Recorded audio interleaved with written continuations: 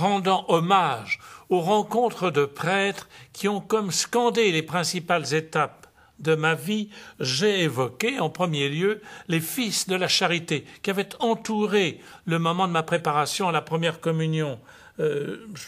Je garde encore un souvenir très bouleversant de la confiance. Ils m'ont traité comme un adulte. J'avais 5 ans et demi et c'était pour moi une très grande chose parce que c'était heureux, joyeux, grave. Enfin, je le dois aux fils de la charité. Ils m'ont fait aimer ma première communion.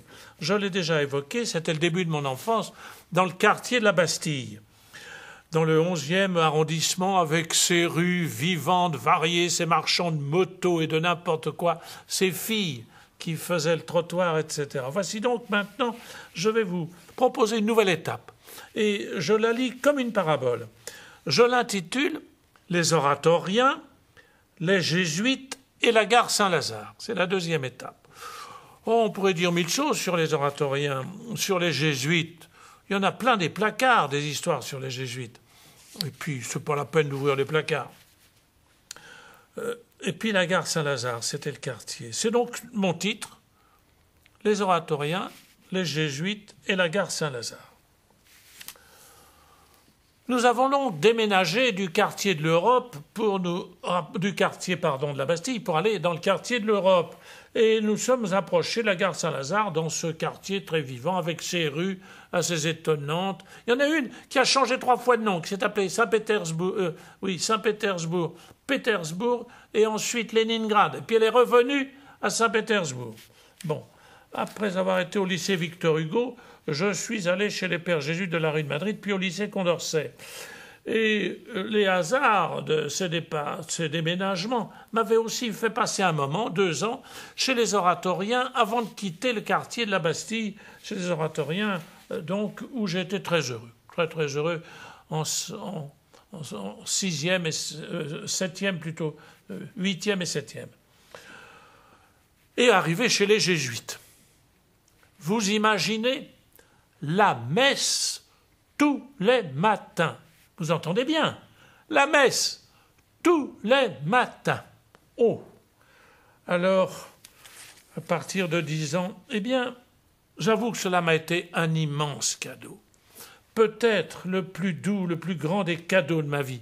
Les jésuites m'ont appris le grec, ils m'ont appris le latin, mais ils m'ont donné cette joie de la rencontre chaque matin avec Jésus.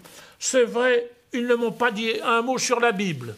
Cela m'a toujours étonné. On traduisait le Satyricon de Pétrone ou bien les remèdes d'amour d'Ovide, expurgés, mais on ne savait très peu de choses, sinon rien, par exemple, sur le prophète Isaïe. Je ne crois pas avoir entendu prononcer son nom.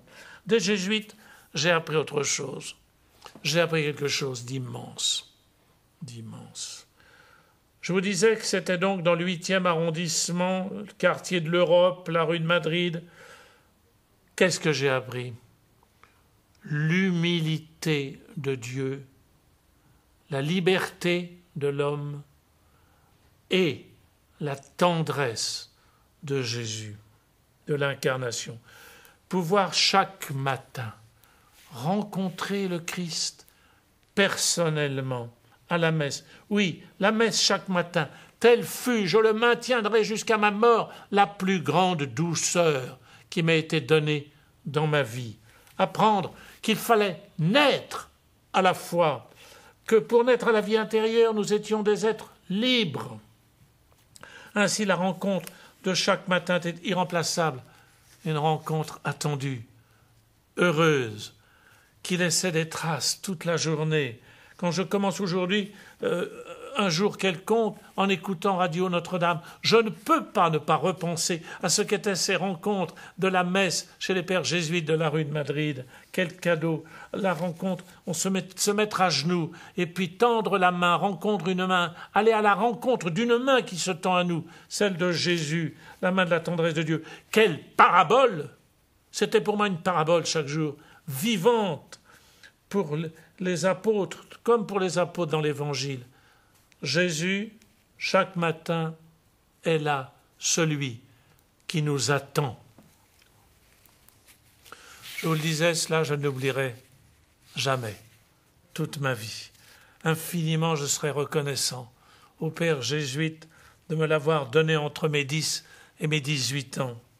Chaque rencontre était comme une parabole vivante, celle de l'Évangile, pacifiante, émerveillante, car elle me disait que la journée qui s'annonçait allait être accompagnée de Dieu, de Jésus.